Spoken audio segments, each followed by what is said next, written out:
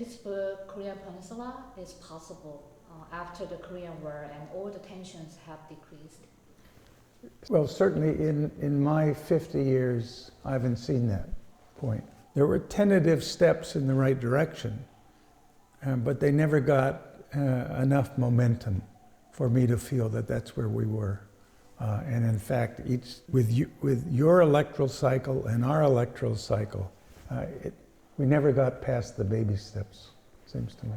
Even though those kind of tensions and all the situations around the Korean Peninsula, general public in South Korea just believe that, okay, we are living in a peaceful world and peaceful time.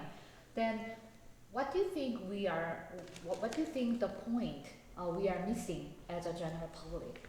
I don't think a general public, not just South Korea, even in the Americas, don't understand the complexities. There are so many different facets, so many gears turning at the same time. And keeping them in alignment, keeping them meshed is a complicated process that takes great concentration. And so the publics tend to think either it's black or it's white, either it got solved or it didn't get solved.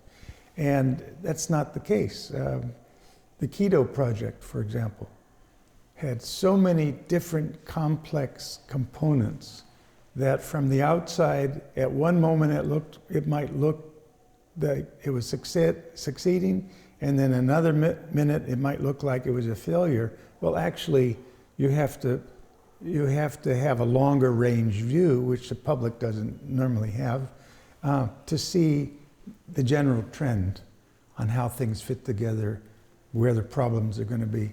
So the public doesn't, it's not surprising. I mean, they have a lot of other things to worry about.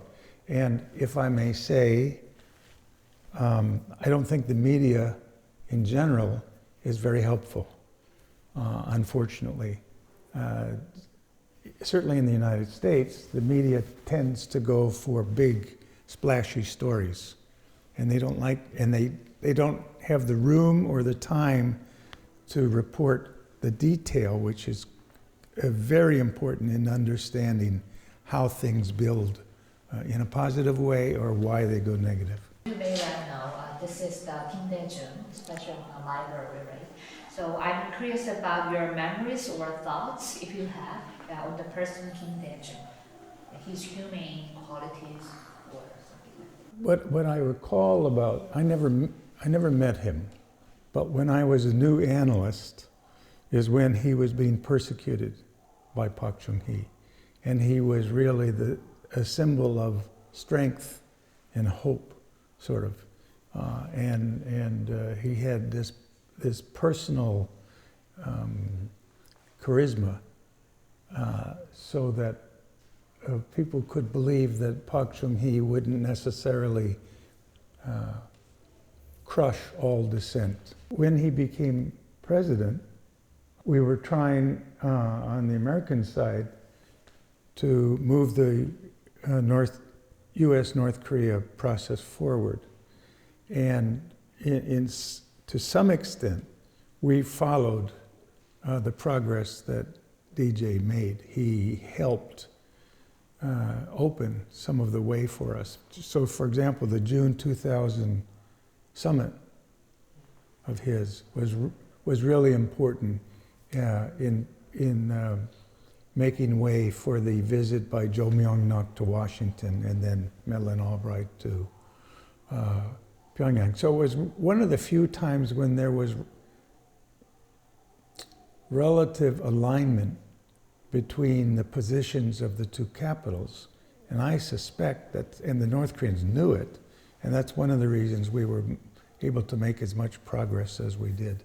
Most of the time, Washington and Seoul are out of alignment for one reason or another.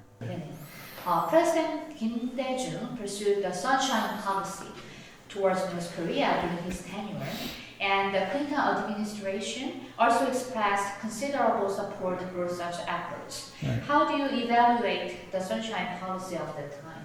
From where I sat,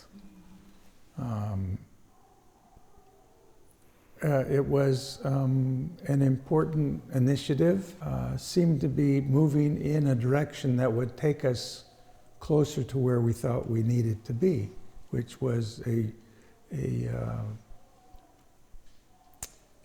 position of some momentum with the North Koreans. We didn't know exactly where it would end up or how fast it would be, but it was much better than what we had before.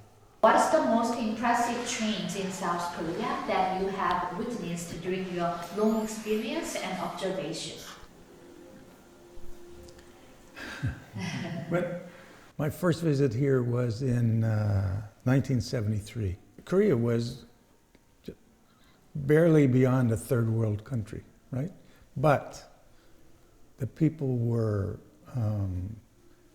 dedicated, hardworking, willing to sacrifice for the future. And that energy came through to me. I came back in 81 or so, and I saw how much progress there had been, but it was still under the heel of the dictatorship, of the Chun Doo-hwan dictatorship. Subsequently, after No Tae-yu, the place, in my experience, just blossomed. All the economic hard work suddenly paid off. The city was vastly changed. South of the Han River, south of the Han River used to be nothing. I should have bought land there, but I didn't, you know. Now it's, you know exactly what it is, booming. I think I'm so happy north of the river. It's such a beautiful city now. It really is. It's a nice balance between little tiny warrens and new things. So I think it's a city that has matured well. The people have accommodated themselves to this sort of growth. I worry a great deal about the population crisis. I don't know how you fix it. I just don't think enough attention is being given to it. And it's going to hit very hard relatively soon, and it's going to be very painful. And I would hate to see everything that was gained lost. So I'm watching closely to see what can be done to deal with it. Yeah.